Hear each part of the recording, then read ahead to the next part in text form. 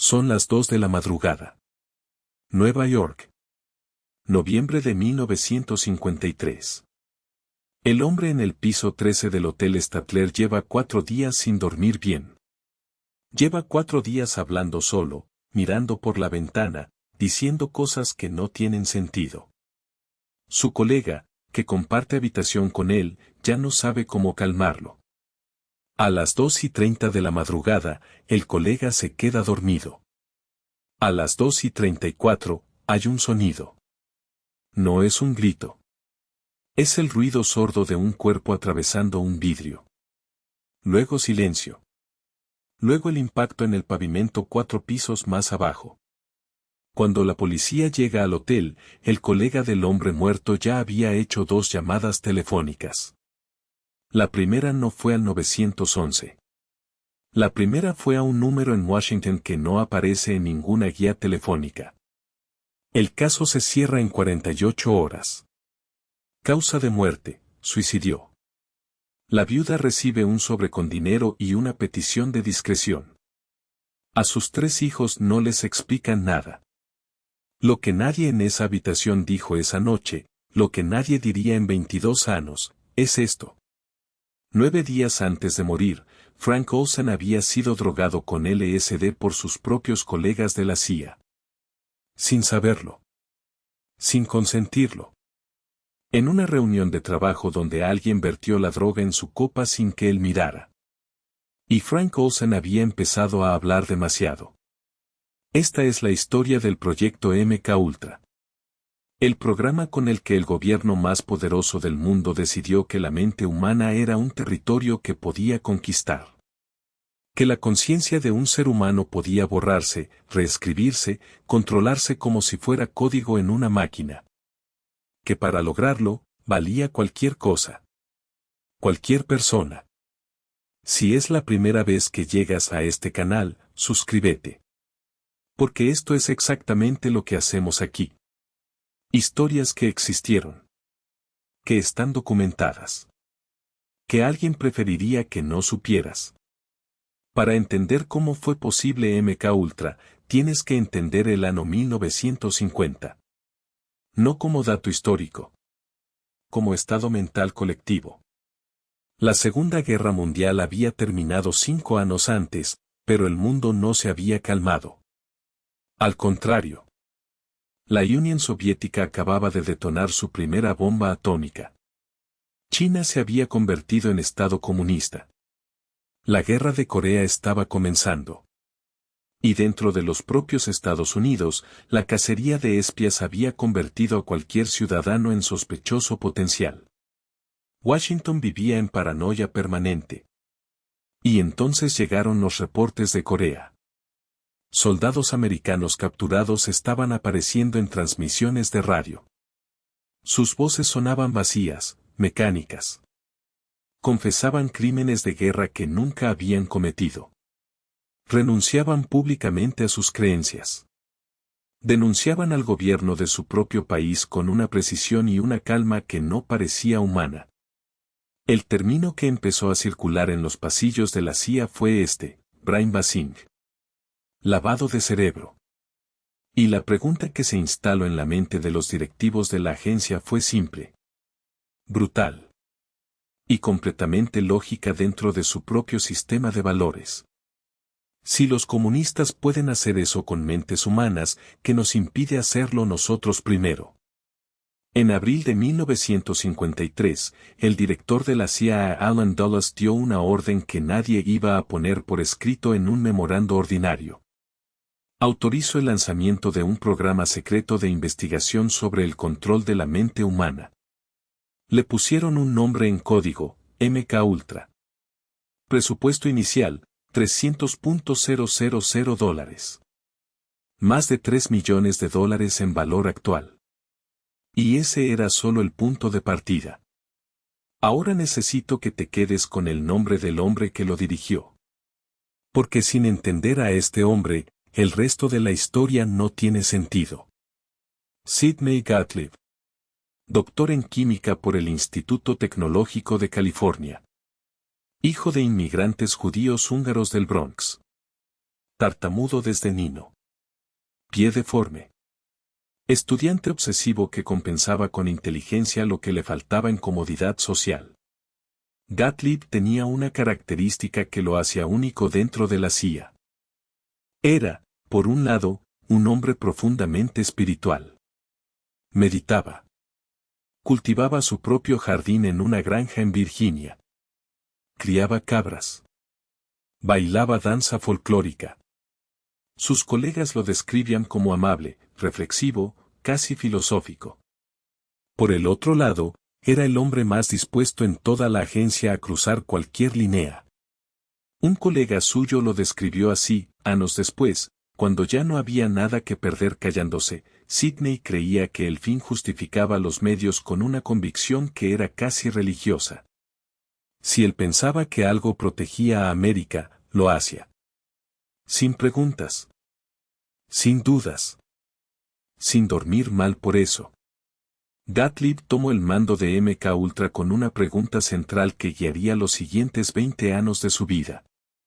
¿Existe alguna sustancia, algún procedimiento, alguna combinación de técnicas que pueda hacer que un ser humano haga, diga o crea cualquier cosa que se le ordene? Lo que buscaba era el control total de la voluntad humana. Y estaba dispuesto a usar a cualquiera para encontrarlo. Los primeros experimentos comenzaron en instalaciones controladas. Voluntarios del ejército que aceptaron participar en pruebas de resistencia psicológica sin saber exactamente en qué consistían.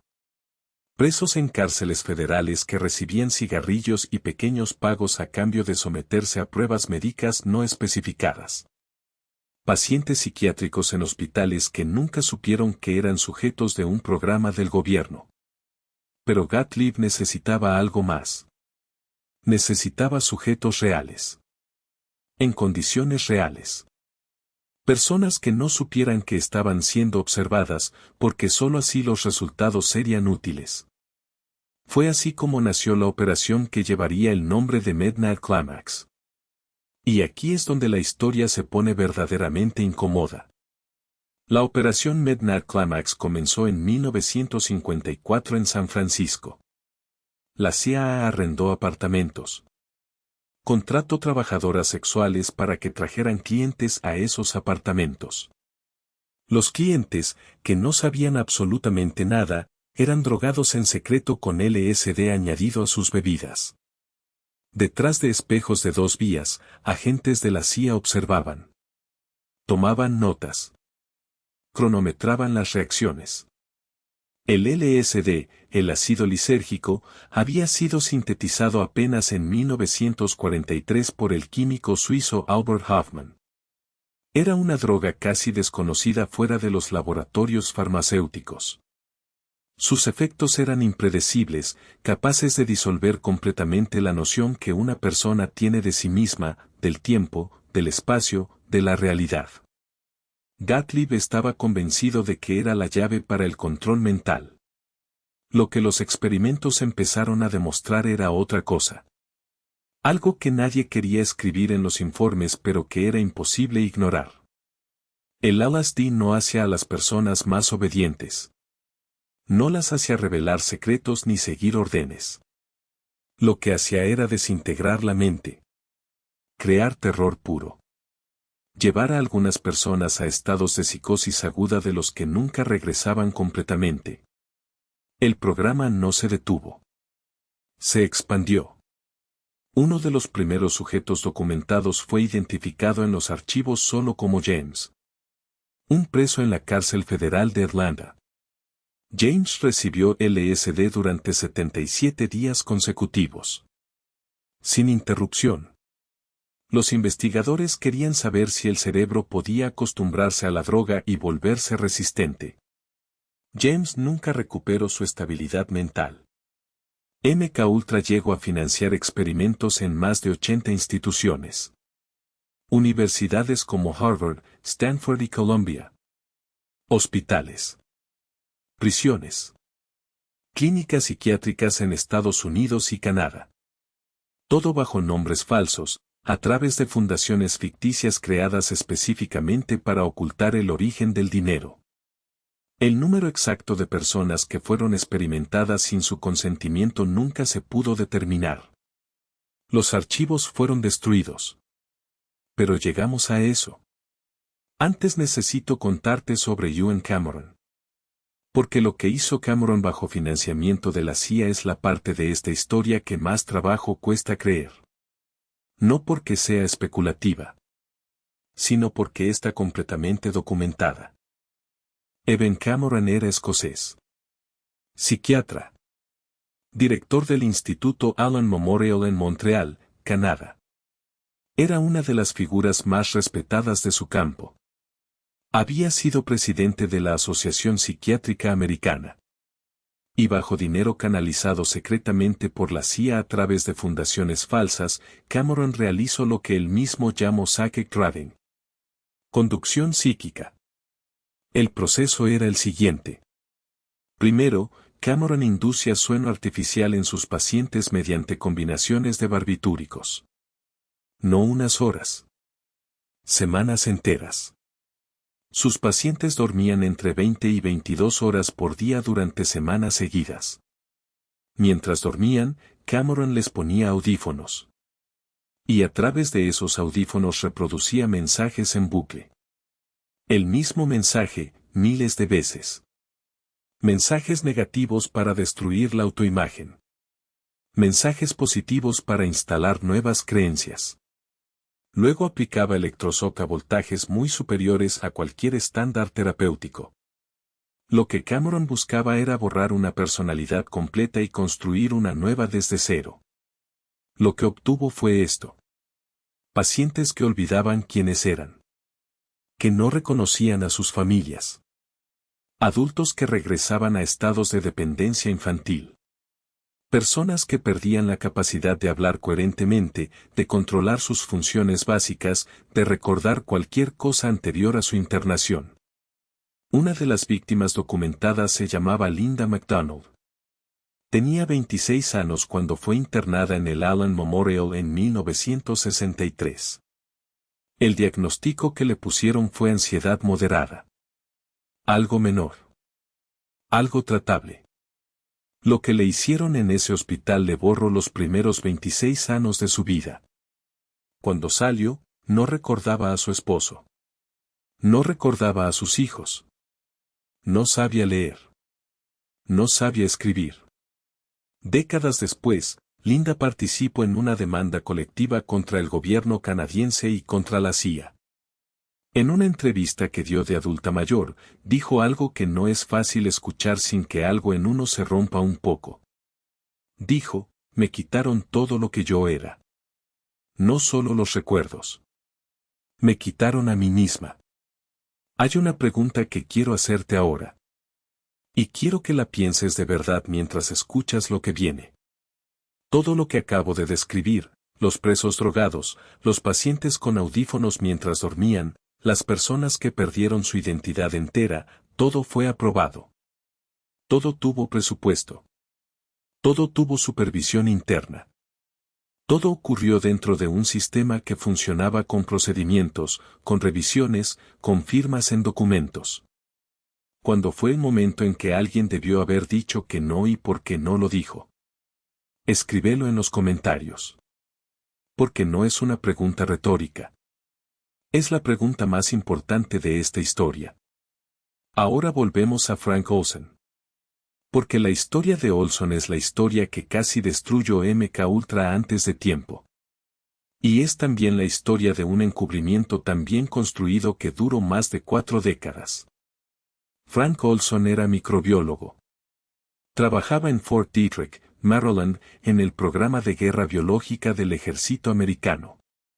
Era exactamente el tipo de científico con el que la CIA quería colaborar. Brillante. Leal. Con acceso a información clasificada de primer nivel. En noviembre de 1953 asistió a un retiro de trabajo en Deep Creek Lake, Maryland. Una reunión de científicos y agentes. Cena, discusiones técnicas, ambiente de confianza institucional. Durante la cena del segundo día, Sidney Gottlieb añadió LSD en el cointreau que estaban bebiendo algunos de los presentes. 20 minutos después, cuando la droga empezaba a hacer efecto, Gottlieb les informó de lo que había hecho. Según los testimonios de personas que estuvieron en esa sala, la mayoría de los afectados lo tomaron como podía esperarse en ese contexto, con incomodidad, pero sin confrontación directa. Era la CIA. Era un superior jerárquico. Era 1953. Frank Olson lo tomó diferente. No fue solo una reacción química mala. Fue algo más profundo y más personal. Olson era un hombre con principios. Y lo que Gottlieb acababa de hacer le chocó con algo en su núcleo que no pudo ignorar. En los días siguientes, Olson cambió de manera visible. Hablaba de culpa. Decía que había cometido errores que no podía reparar. Mencionaba que no estaba seguro de poder seguir trabajando donde trabajaba. Algunos testimonios posteriores de colegas suyos sugieren que Olson estaba empezando a cuestionar moralmente los experimentos en los que él mismo había participado durante años en Fort Detrick. Hay documentos que apuntan en una dirección que el gobierno siempre negó. Frank Olson estaba considerando hablar. El 24 de noviembre, 4 días antes de su muerte, su supervisor lo llevó a Washington a ver a un psiquiatra de la CIA. El psiquiatra lo describió en su informe como un hombre en estado de psicosis paranoica. La decisión fue llevarlo a Nueva York para verlo con otro especialista. Fue en ese viaje donde murió. La versión oficial decía que Olson se había despertado en mitad de la noche, había tomado impulso, y se había lanzado por la ventana del piso 13 del Hotel Stadler. Su compañero de habitación, Robert Lashbrook, llamó a Sidney Gottlieb antes de llamar al 911. Cuando la familia de Olson fue notificada, no les dijeron nada sobre el LSD. No les dijeron nada sobre MK Ultra. Les dijeron que Frank había tenido un colapso nervioso. Le dieron a su viuda una compensación económica. Le pidieron que firmara un documento de confidencialidad. Alice Olson firmó. No tenía razones para no hacerlo. No sabía lo que su firma estaba enterrando. El caso quedó cerrado. Durante 22 años nadie volvió a hablar de Frank Olson en público. Hasta que alguien encontró los documentos que no debían existir. El año 1975. El presidente Gerald Ford había creado la Commission Rockefeller para investigar posibles abusos de la CIA dentro del territorio americano. El clima político era el de la posguerra de Watergate. La desconfianza ciudadana hacia el gobierno había alcanzado niveles que no se habían visto en décadas. Uno de los investigadores de la comisión encontró referencias a un programa llamado MK Ultra en documentos que nadie había pensado en destruir porque nadie pensaba que esos documentos existían. Cuando el New York Times publicó la historia, el país entró en shock. La CIA había experimentado con drogas en ciudadanos americanos. Sin su consentimiento. Durante décadas. El Kamak Church, dirigido por el senador Frank Church, inició una investigación formal. Y fue en ese contexto que el nombre Frank Olson apareció de nuevo. Alice Olson y sus hijos adultos se enteraron de que Frank había sido drogado 9 días antes de su muerte por sus propios colegas de la CIA. El presidente Ford los invitó a la Casa Blanca. Les ofreció disculpas personales. Les ofreció una compensación adicional. Les pidió que no demandaran al gobierno. La familia aceptó el dinero. Pero Eric Olson, el hijo mayor, no aceptó la versión oficial. Eric dedicó décadas de su vida a investigar la muerte de su padre. Entrevistó a testigos. Revisó expedientes. Contrató investigadores privados. Fue construyendo, pieza por pieza, un relato que contradecía al del gobierno en puntos que no eran menores. En 1994, con el permiso de la familia, el cuerpo de Frank Olson fue exhumado. Un equipo forense independiente, dirigido por el Dr. James Starrs de la Universidad George Washington, realizó una segunda autopsia. Lo que encontraron no era consistente con una caída voluntaria desde una ventana. Frank Olson tenía un hematoma en la región izquierda de la cabeza. Un golpe anterior a la caída. Inconsistente con el impacto contra el pavimento. Consistente con haber recibido un golpe dentro de la habitación antes de ser lanzado por la ventana. El médico forense de Nueva York reabrió el caso y cambió la clasificación de muerte. De suicidio a causas indeterminadas. Nadie fue procesado. Sidney Gottlieb murió en 1999 en su granja de Virginia. 80 años. Rodeado de sus cabras y su jardín. Nunca fue a prisión. Nunca enfrentó un juicio. Ahora la pregunta es cómo sabemos todo esto. Porque si los archivos fueron destruidos, ¿de dónde viene la información? En 1973, cuando las investigaciones del Congreso empezaban a moverse en la dirección correcta, el director de la CIA, Richard Helms, dio una orden. Destruyan todo. Lo que siguió fue una operación de borrado masivo. Miles de documentos. Décadas de registros. Los nombres de todos los sujetos de experimento. Los resultados completos de todas las investigaciones. Todo triturado, quemado, eliminado. Helms creyó que lo había destruido todo. No contó con un error humano que cambiaría la historia. Un funcionario de la CIA archivó por error aproximadamente 20.000 documentos relacionados con MK Ultra en el archivo financiero de la agencia, en lugar del archivo operativo donde debían estar. Cuando el Cama Church solicitó la revisión de los archivos financieros, los documentos estaban ahí.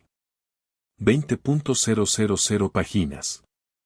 En 1977, el director de la CIA, Stansfield Turner, testificó ante el Congreso. Confirmo que MK Ultra había existido. Confirmo los experimentos con LSD en sujetos no informados. Confirmo la financiación de investigaciones en 80 instituciones bajo identidades falsas. Las audiencias de 1977 son de las lecturas más perturbadoras que existen en los archivos públicos del gobierno americano. No por lo que revelan sobre monstruos, sino por lo que revelan sobre sistemas. El senador Edward Kennedy dijo algo durante esas audiencias que quedó grabado en el registro oficial del Congreso.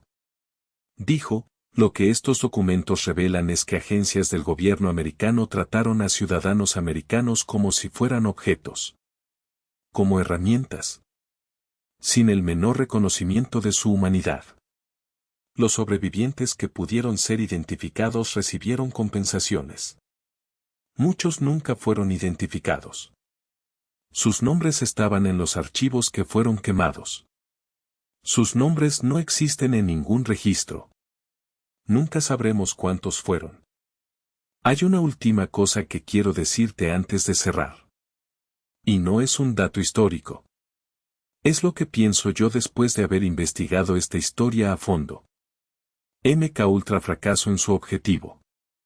El control mental absoluto que Gottlieb buscaba no existe. El LSD no produce sujetos obedientes. La privación sensorial no lava cerebros. La reprogramación de Cameron no crea identidades nuevas. Crea personas rotas. Pero eso no es lo más importante de esta historia. Lo más importante es esto. MK Ultra no ocurrió en un estado totalitario. No fue ejecutado por una junta militar ni por un régimen sin elecciones. Ocurrió en la democracia más poderosa del mundo. Con fondos aprobados por congresistas. Con participación voluntaria de universidades de élite. Con revisiones internas que nunca levantaron ninguna alarma. Cada persona que participó en ese sistema tomó, en algún momento, una decisión individual. Decidió no preguntar. Decidió mirar hacia otro lado. Decidió que la causa era suficientemente importante para justificar el método. Y el método era drugar a personas sin su consentimiento. Borrar identidades. Destruir mentes. Tirar a un hombre por una ventana y llamarlo suicidio. Sidney Gottlieb, en una de las pocas declaraciones que hizo antes de ampararse en el derecho a no autoincriminarse durante las audiencias del Congreso, dijo que todo lo que había hecho lo había hecho porque creía genuinamente que era necesario para proteger a América. Y lo más probable es que fuera verdad. Los hombres que diseñaron MK Ultra no eran monstruos en el sentido que nos gusta imaginar. No disfrutaban del sufrimiento por el sufrimiento. Eran burócratas. Científicos. Patriotas, en su propio idioma. Personas que habían convencido sus propias conciencias de que el fin era lo suficientemente grande. Esa capacidad no desapareció con MK Ultra. Vive en cualquier institución que opera sin supervisión real. Sin transparencia. Sin consecuencias para quienes cruzan líneas fundamentales. La próxima vez que escuches que algo debe hacerse en secreto para protegerte, recuerda a Frank Olsen cayendo al pavimento de Nueva York a las 2 de la madrugada. Recuerda a Linda McDonald saliendo de un hospital sin saber quién era. Recuerda los 20.000 documentos que sobrevivieron solo porque alguien los archivó en el lugar equivocado. La transparencia no es un valor abstracto. Es un mecanismo de protección. Y cuando desaparece, lo que queda es esto. El siguiente video que te dejo es sobre la Operación Paperclip, el programa con el que el gobierno americano protegió a científicos nazis de los juicios de Nuremberg para aprovechar su conocimiento. Otra historia que los libros escolares mencionan en una oración. Está disponible ahora. Nos vemos ahí.